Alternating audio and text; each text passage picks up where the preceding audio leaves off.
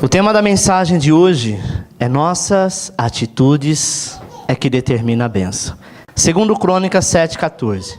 E se o meu povo, que se chama pelo meu nome, se humilhar e orar, e buscar a minha face, e se converter dos seus maus caminhos, então eu ouvirei dos céus, perdoarei os seus pecados e sararei a sua terra. Esse é um tema bastante conhecido, ou melhor, esse texto é bastante conhecido. Se o meu povo, que se chama pelo meu nome, se humilhar e orar e me buscar e se converter dos seus maus caminhos, então eu ouvirei dos céus, perdoarei o seu pecado e sararei a sua terra. Essa é uma promessa que o Senhor fez quando o templo de Salomão, o majestoso templo de Salomão, foi inaugurado. Ou seja, aquele povo estava procurando alguma coisa para fazer, para que a presença de Deus pudesse ser mais eficaz. Quando na verdade Deus sempre foi presente. Mas Deus não está presente apenas no templo. Deus não está presente apenas na natureza. Deus está presente por muitas vezes até no meio da luta. Deus está presente no meio do choro. Deus está presente na morte. Deus está presente na vida. Deus está presente no acidente. Deus está presente no momento de dor. Deus está presente em todos os sentidos, na hora da alegria e na hora da dor. Porque a palavra dele diz que nada, absolutamente nada acontece se ele não permitir. Então tudo é permissão de Deus. Até mesmo quando Satanás foi e tentou Jó, ele primeiro pediu permissão ao Senhor. E o Senhor diz: vai, toque nele, você vai ver o quanto ele é fiel.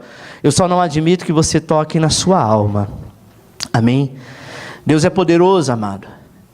Mas nada poderá nos privar de suas bênçãos, a não ser nós mesmos, com as nossas atitudes contrárias.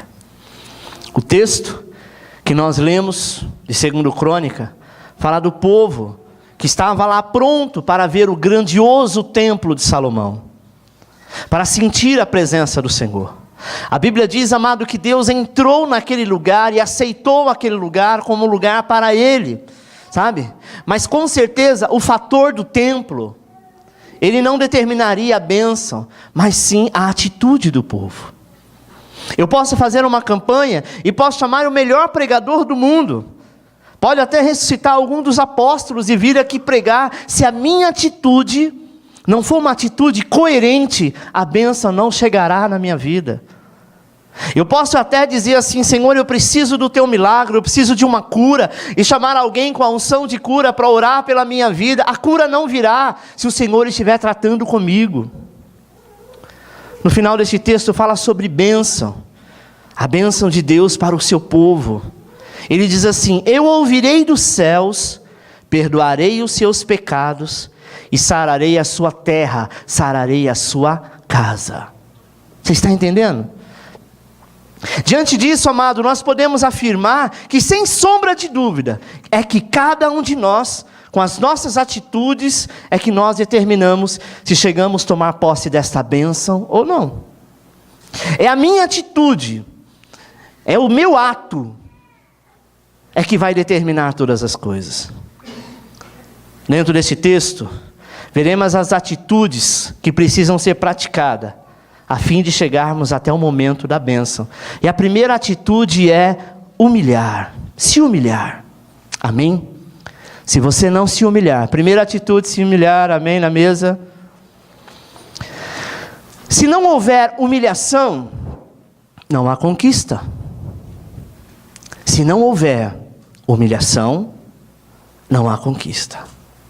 A primeira coisa que o Senhor diz: se o meu povo se humilhar.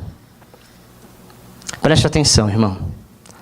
É uma palavra forte ao ouvido daquele que acha que humilhação é no sentido pejorativo, de destruição. Deus não quer te humilhar para que você seja humilhado, envergonhado, não nesse sentido. Mas quantas vezes nós nos humilhamos diante de homens? Quantos estão se humilhando em troca de um beijo, de um abraço, de um carinho? Quantos estão se humilhando, sabe, por um miserável emprego? Estão se humilhando por uma quantidade de valores. Estão se humilhando por uma amizade. Mas quando é para se humilhar diante do Senhor, diz: eu não me humilho. Se Deus quiser, Ele tem que me aceitar do jeito que eu sou. Primeiro, Deus não precisa de você. Não precisa de mim. Não precisa de ninguém. Ele é Deus absoluto. Mas a sua infinita misericórdia nos usa para a fim de nos abençoar. Tem gente que diz: não sei se vou fazer mais nada para Deus não, as coisas que eu estou fazendo não estão dando muito certo, eu estava empregado, agora eu estou desempregado, eu tinha saúde, agora eu estou enfermo, a minha casa estava muito bacana, agora está tudo desarrumado, eu estou desanimado. Primeiro que a culpa não é de Deus, a culpa é sua. Foi você que fez a conta, foi você que meteu os pés pelas mãos, foi você que foi desobediente. Mas ele diz: escuta aqui, mesmo que você fez todas as coisas, se você se humilhar na minha presença, e confessar realmente que você veio do pó, e ao pó você voltará, e reconhecer que eu sou Deus na tua vida, eu posso mudar a sua história. Tu não merece, mas eu posso mudar. Sabe, irmão, quando alguém chega diante de você, pode ser o teu inimigo, mas se você está vendo que ele está precisando, ele se humilha, dizendo: olha, me perdoe, eu quero começar de novo. Só uma pessoa de coração muito duro para não perdoar, não precisa ser crente não. Quem diria Deus quando nós chegamos diante dele? É engraçado que na hora da alegria, na hora do vamos ver, do bem bom, ninguém pensa em Deus. Não, eu quero fazer porque eu acho que tem que dar certo, porque eu acho que é legal, porque essa é a minha vontade, ninguém manda em mim, e depois que dá errado, fala: Deus, por que o Senhor deixou? Ele diz: mas por que você não perguntou antes? Por que se você não perguntou se era da minha vontade, que eu te diria se sim ou se não? Mas você fez por sua própria conta. Aquele povo amado, eles estavam esperando que o templo de Salomão fosse inaugurado, e a bênção do Senhor chegaria sobre eles, porque o povo judeu entende que quando a casa do Senhor cresce, quando a casa do Senhor prospera, aqueles que fazem parte da casa prosperam junto. Isso é fato. Amém? Talvez você veio de uma família pobre, e com o tempo a sua família foi prosperando, você consequentemente prosperou também. Só usava roupa usada, agora está usando roupa nova. Só comia o que os outros davam, agora tem para escolher. Por quê? Porque a casa prosperou, a família prosperou e você prosperou junto. Na obra de Deus é exatamente a mesma coisa. É por isso que a palavra de Deus diz que aquilo que você semear é o que você vai colher. Este povo, eles não semeavam nada, mas na época do templo eles queriam status. O povo não tinha dinheiro. Deus disse para Salomão: peça para as mulheres trazer brinco, peça para as mulheres trazer pulseira, tudo de ouro, porque eu quero a minha casa revestida de ouro. Talvez Salomão, ele dissesse assim: como que eu vou construir toda esta grandeza se eu tenho projeto, se eu não tenho real? O Senhor diz: fique em paz, porque eu vou prover, porque essa casa é minha, e esse povo vai ver o tamanho da minha grandeza. Sabe, irmão, nós precisamos ter projetos amplos, porque o nosso Deus tem uma visão ampla. Deus nos deu os olhos de águia, não de galinha. Galinha, ela só olha para o chão e vê o cisco. A águia enxerga 3 quilômetros aquilo que ela quer comer e escolhe. Aquele povo sabia disso, mas eles não queriam se humilhar. Eles disseram: não, que nada, na hora que o templo foi inaugurado, nós fazemos parte desta família, nós somos povo judeu, somos povo de Israel. Na inauguração do templo, Deus abençoa todo mundo. E a primeira coisa que o Senhor disse: se vocês se humilharem, se vocês voltarem atrás, eu mudo a história. Você está entendendo? Talvez você chegou hoje aqui todo cheio de razão, todo cheio de não me toque, não me rele, eu sou mais eu. Mas o Senhor te diz: enquanto você não se humilhar, e tu sabes em que área que Deus está te dizendo, não haverá bênção, a coisa vai ficar pior do que está. Amém. Às vezes nós ficamos assim: não, mas foi liberado do altar que a partir de junho o Senhor restauraria, este é o ano da aliança. Eu já vi uma pessoa testemunhar, já vi outra testemunhar, o próximo sou eu. Preste atenção: se não houver humilhação, não há bênção. Se o meu povo se humilhar. Humilhar, amado, é algo muito difícil no mundo. Um mundo de competição. Sabe? de uma competitividade intensa. Por muitas vezes há em nós uma tendência humanista de vermos o momento presente, o hoje. Eu quero ver hoje, amanhã Deus proverá. No entanto, perder hoje, de acordo com a matemática de Deus, pode ser uma grande semente para a sua conquista amanhã. Deus, eu estou perdendo, a coisa não está andando, não está prosperando, eu não sei o que está acontecendo. O seu perder hoje, lembre-se do que eu estou te dizendo, é a tua semente para a colheita de amanhã. Então aquilo que Deus te deu, meu irmão, aquilo que Deus está fazendo na tua vida, não ache que você está perdendo. Você está numa fase de poupar, de guardar, de entregar, porque vai chegar a fase de colher. Humilhar é o hoje, que vai resultar na exaltação do amanhã. De acordo com a Bíblia, amada, podemos ver isso claramente em alguns versículos. O primeiro dele é Lucas 14:11, que diz assim: aquele que se humilhar será exaltado. Tiago 4:10 diz assim: humilhai-vos e ele está dizendo para você se humilhar diante de ninguém, diante do Senhor. Ele vai te exaltar. Mateus 5:3 diz assim: felizes são os humildes de espírito, porque deles é o reino dos céus. Com Deus não tem soberba.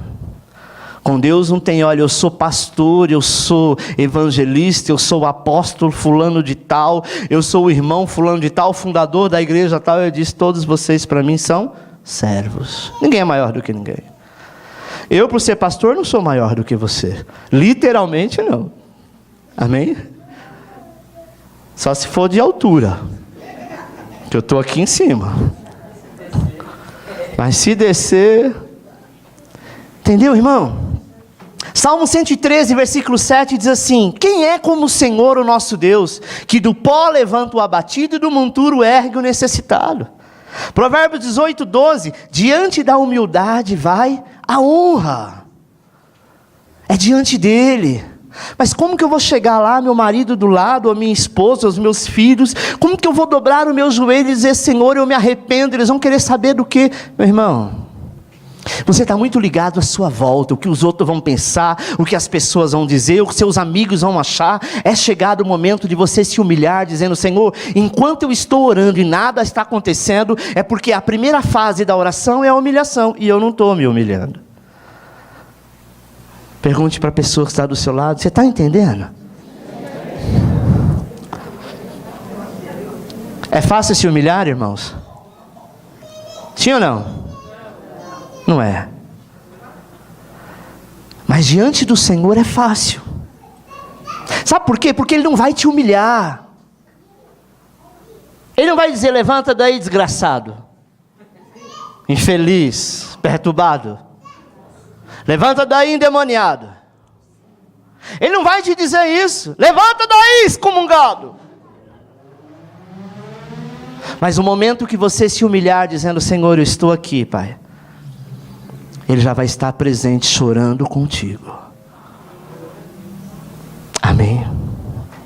Segundo ponto que o texto diz: se o meu povo se humilhar e orar. Orar, amado, é tocar, é tempo de tocar os céus através da oração. Orar é ter a obrigação de estar com o Senhor, de falar com Ele.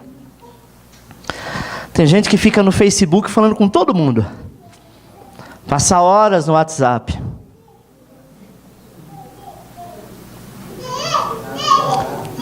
Mas na hora de orar diz: não tem assunto. Sei. Não tem assunto. Para muitas pessoas, amado, orar é visto como obrigação, sabe? É visto como algo pesado, algo custoso. Giovana, vai com essa criança lá para fora, pelo amor de Deus. É como um fardo. E que para alguns até tentam pegar, até tentam carregar. mas acha que é fardo e ao longo do caminho abandona.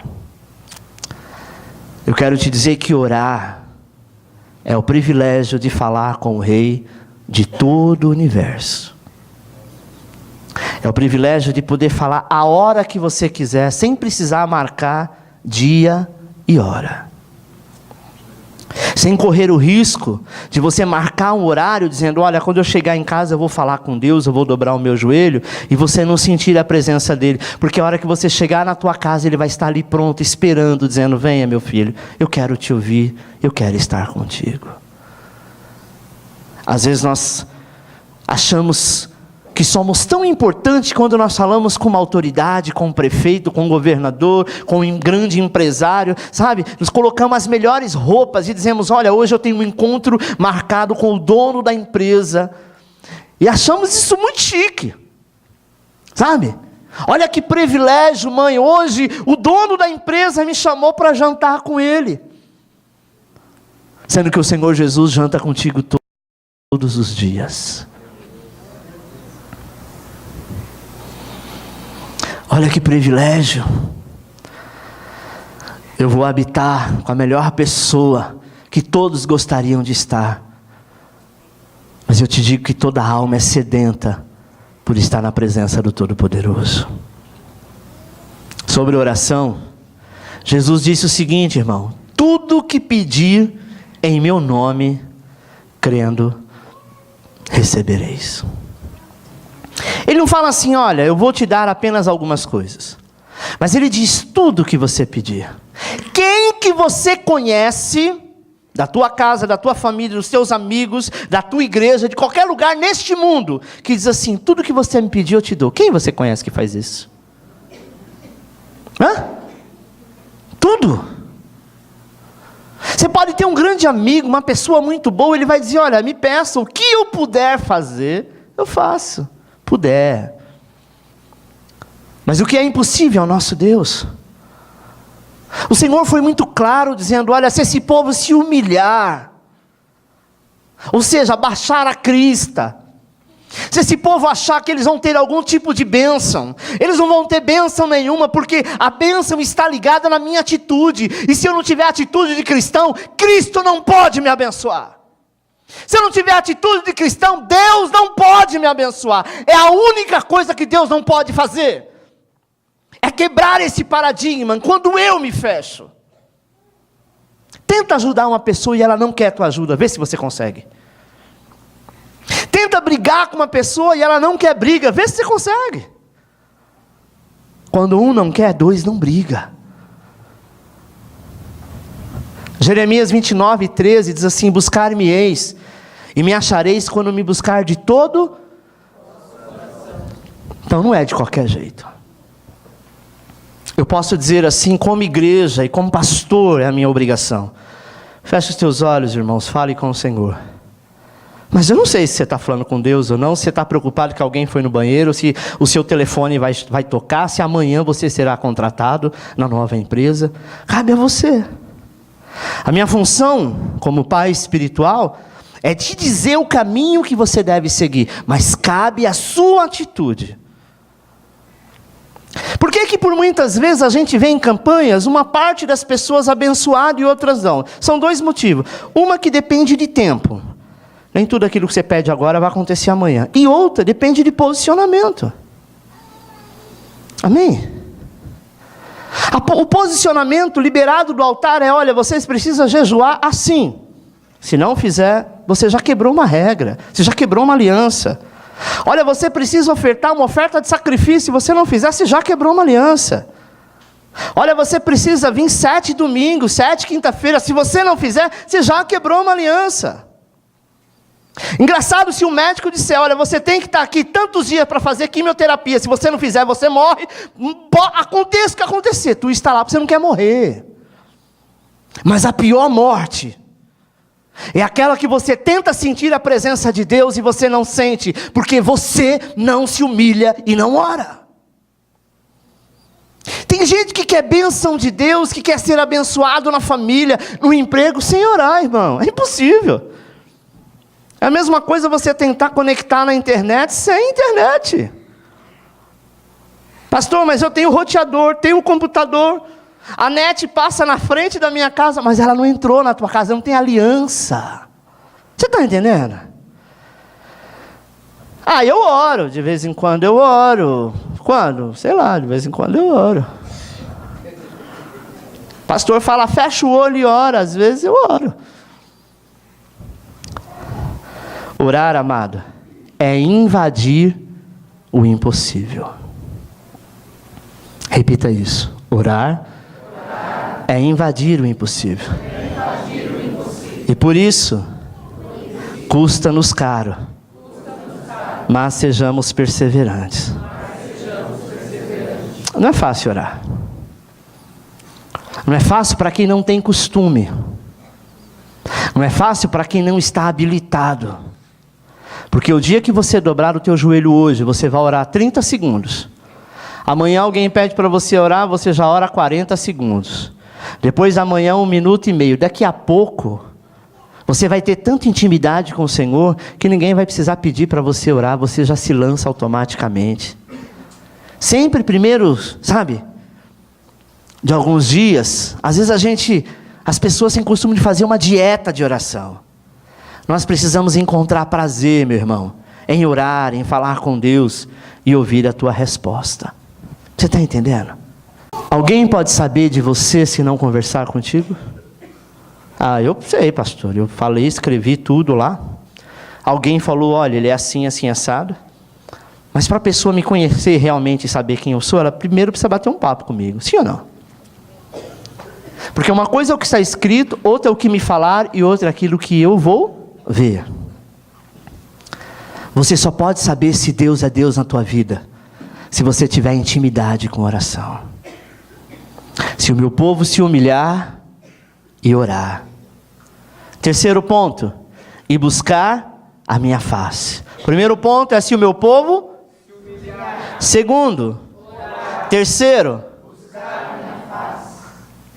Você está vendo que existe um caminho a ser traçado? E buscar a tua face é mais do que orar. Podemos dizer que é pegar um troféu pela perseverança na oração. Preste atenção, a partir deste ponto, meu irmão, a oração deixa de ser um peso e ela passa a ser um privilégio. Primeiro você começa a orar, falar com Deus. Aquilo começa a ficar tão gostoso, tão íntimo, que você já deixou de orar e começou a buscar a face dele. Você está entendendo?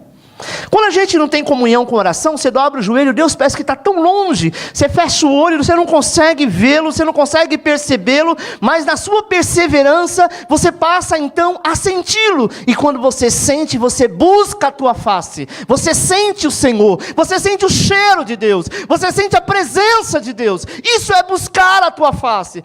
Pastor, isso é impossível, para quem não crê, para quem não busca. Aqui tem alguém que caminhava, talvez, sabe, na oração. Mas a partir deste momento, amado, de buscar a tua face, esse alguém já não é mais aquele que busca o Senhor, mas ele é carregado pelo Espírito Santo para entrar nas entranhas, nas profundezas do Todo-Poderoso. Onde o tempo já não conta mais, e nem o que está ao nosso redor já nos incomoda. Tem gente que está orando, não pode tocar o telefone, que ele já fica perturbado. E agora? Eu paro de orar, ela tem o telefone. Eu vou orar porque eu sou crente, fiel. E começa a orar, glória a Deus, e ficar, Senhor, quem será que está me chamando? Abençoa, Jesus. Pronto, já mudou o foco. Será que é alguma coisa séria? Será que aconteceu algum acidente com meu filho? Tenha foco, irmão. Quando você está trabalhando numa empresa e você está sabendo que alguém está te chamando, o WhatsApp está buzinando, seu telefone está tocando, mas só que você não pode atender. Você atende assim mesmo? Fala, não, isso é meu trabalho, não posso confundir as coisas. Desliga isso aqui, joga para lá, está amarrado, Jesus. E com Deus, às vezes, a gente quer abrir algumas entranhas. Esse é o ponto, amado, quando nós oramos e nós seguimos o relógio, nós somos limitados. Mas quando você tem intimidade com o Senhor, você passa a sentir a glória do Senhor e ser surpreendido que o tempo já não é mais tempo, mas é um milagre do Senhor. Isso é maravilhoso. A história, a Bíblia conta a respeito desses homens que buscavam o Senhor, e depois que o Senhor falou com eles, que em pleno inverno, muito frio, a Bíblia diz que eles molhavam a sua roupa, sabe? Porque eles estavam horas investidos em oração, e o resultado era tremendo. Estava muito frio, mas quando eles começavam a buscar a face do Senhor, buscar a face do Todo-Poderoso, a glória de Deus enchia, como aconteceu com Moisés. Moisés viu como, sabe, aquele arbusto, ele viu como um fogo, uma labareda de fogo, a presença, o calor do Senhor sobre ele. Então, meu irmão, se o meu povo, que chama pelo meu nome, se humilhar e orar, e buscar a minha face. Ponto 4. E se converter dos seus maus caminhos. Existe um processo. Para que nós tomamos posse dessa bênção, nós precisamos abandonar certas práticas de pecados, sabe, que são incluídas na categoria de maus caminhos. Isso pode ser por um pensamento, pode ser por uma palavra, pode ser por uma ação. Mas você sabe que isso vem te perturbando dia a dia, mês a mês, hora a hora. E se eu sei que isso não procede de Deus, tire fora, sabe? Tira isso fora. Converter significa mudar a rota, mudar de pensamento. Isso é uma mudança radical. A Bíblia diz, amado, que aquele que abandona esse mau caminho não vai desejar mais voltar ao mesmo. Nós precisamos abandonar os caminhos que sabemos que não é bênção de Deus. Amém? Pode ser até coisas pequenas, sabe, coisas que parecem até naturais, mas que bloqueiam a nossa comunhão. Diante disso, por muitas vezes nós ficamos fragilizados, ficamos angustiados, e com isso o inimigo é fortalecido, sabe? Com isso ele começa a impedir as nossas conquistas, mas a vontade, à medida, ou melhor, em que vamos nos colocando intensamente, buscando a face do Senhor, nós podemos sentir a presença de Deus. E aí, meu amado, nós começamos a nos aprofundar em tesouros da Escritura Sagrada. O Espírito Santo é que nos convence e nos mostra quais são esses maus caminhos. E quando nós abandonamos, Ele nos aproxima das nossas conquistas. Então, se o meu povo, que chama pelo meu nome, se humilhar e orar, e se converter ou se arrepender dos seus maus caminhos, o que diz o resto? Eu ouvirei do alto céus, perdoarei o seu pecado e sararei a sua terra. Preste atenção, quando o texto diz sarar a terra, ele diz o seguinte: aquele povo vivia da colheita, a terra tinha sido amaldiçoada pelas suas próprias atitudes. Não adiantava Deus, naquele ano que eles oraram, o Senhor abençoar e a colheita fosse farta. Quem vive disso quer fartura todo dia, sim ou não? Adianta você que é dono de um comércio, apenas um dia por mês o Senhor abençoar o teu trabalho, o teu emprego, o teu comércio, e nesse dia você arrebentar de vender, e os outros 29 dias ou 30 dias você ficar a ver navios? Nós precisamos que o Senhor sara a terra, nós precisamos que o Senhor faça a bênção na terra, porque é desta terra que nós vamos colher. Tem gente que ora um dia, no outro dia vê a bênção acontecer, parou de orar, glória a Deus, Deus já mandou a vitória, Ele mandou por um dia, mas Ele quer sarar a terra, porque com a sua terra sarada, fruto virá todos os dias, ano após ano, e ano a ano vai se multiplicar. Glória a Deus. Então, se o meu povo, que chama pelo meu nome, se humilhar, reconhecer o teu erro, reconhecer o teu pecado, e orar, entrar na minha presença, sabe, esquecer que tem pessoas olhando, esquecer qualquer coisa. Amado, vai ter dias que você pode estar dirigindo, e o Senhor vai dizer, ora agora que eu quero falar contigo. Vai ter duas coisas que você pode fazer: ou você para o carro e ora, não ora andando não, amém? Ou você para o carro em algum lugar e ora, ou você vai perder a chance dele falar contigo. Mas Senhor, pleno meio-dia, todo mundo olhando para a minha cara, eu vou encostar ali, vai estar todo mundo, daqui a pouco está um amarelinho batendo, dizendo, tudo bem, meu senhor? Ou então a Ecovias vem com aquela lâmpada, sabe, aquele giroflex atrás, dizendo, olha, está acontecendo alguma coisa. Se chegar e você fala, fique em paz, eu estou falando com Deus. Você pode ser chamado de louco, mas quando o Senhor nos chama para orar, nós precisamos largar tudo e falar com o Pai. Davi fazia isso. Daniel tinha esse costume. Só que Daniel criou um relógio. Daniel orava ao Senhor 3 vezes ao dia. Cada vez que ele orava era no mínimo 3 horas de joelho. Nossa, pastor, Daniel gostava de orar. Não só gostava, como tinha intimidade. Sabe aquela pessoa que você conhece, que você não vê há anos? Quando você para conversar, se vacilar, vai a noite toda você conversando, você fala, nossa, conversamos 2, 3 horas? Sim. Agora, a pessoa pode ser a melhor pessoa do mundo, se você não tem intimidade, você o máximo que fala é, vai chover, né? Tá frio. Eu falei na televisão lá que, sei não, o que eu falo para esse infeliz? Não tem assunto, você não tem intimidade. Amém, irmão? Eu lembro quando eu comecei a namorar com a pastora, eu gastava uma fortuna no telefone. Porque naquela época não tinha, né, os planos de hoje, que com celular você liga e fala à vontade para determinado número. A gente ficava junto o tempo inteiro, depois deixava ela na casa dela, quando voltava, às vezes passava a madrugada conversando. Então, eu esqueci de falar tal coisa. E aí ia embora.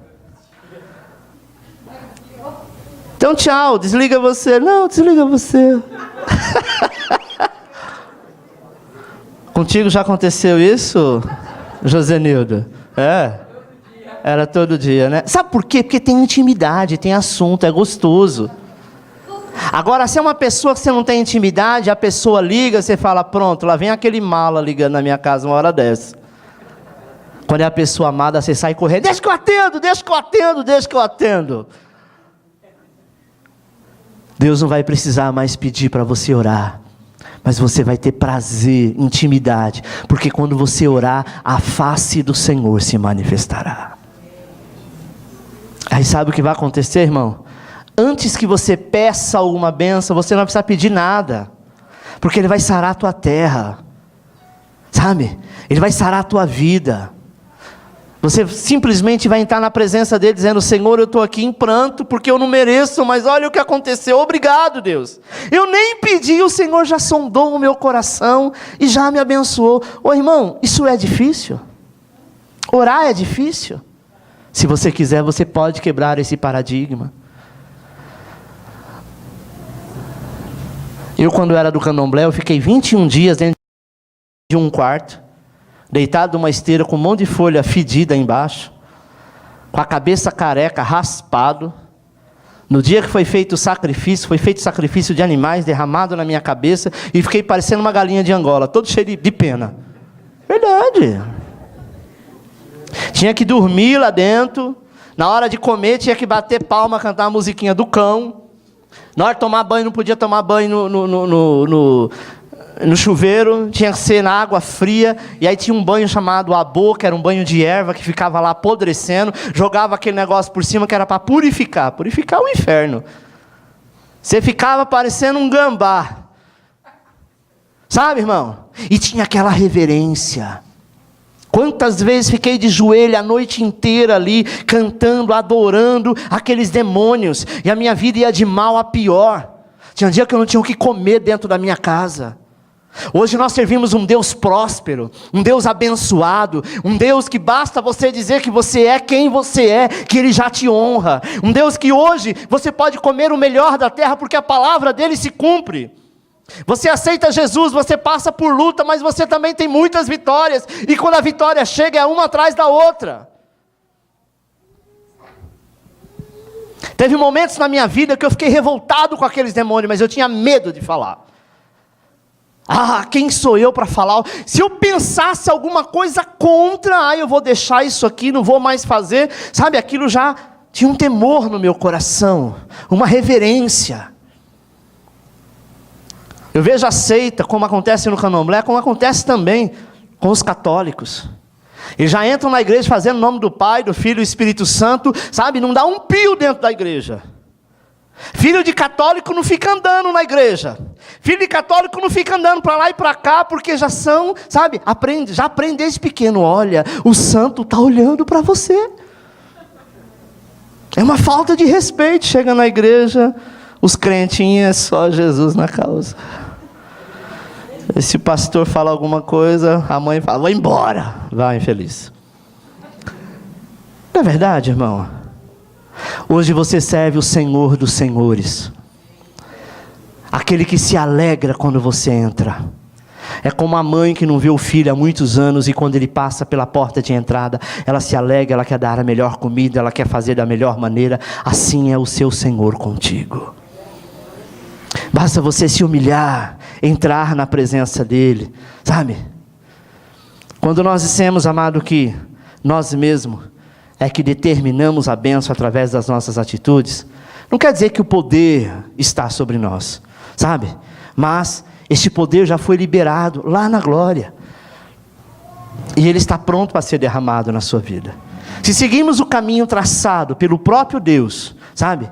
Chegaremos a uma grande conquista de realizações dos nossos sonhos. Se você se humilhar e orar e buscar